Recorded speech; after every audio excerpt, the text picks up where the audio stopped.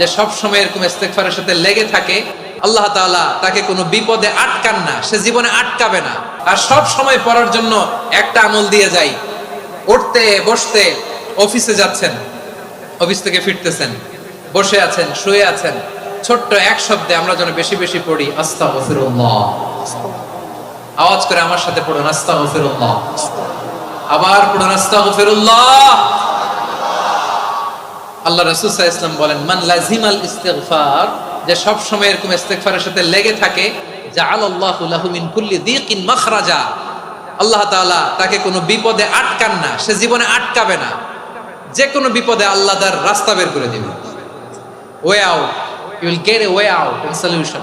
সুবহানাল্লাহ।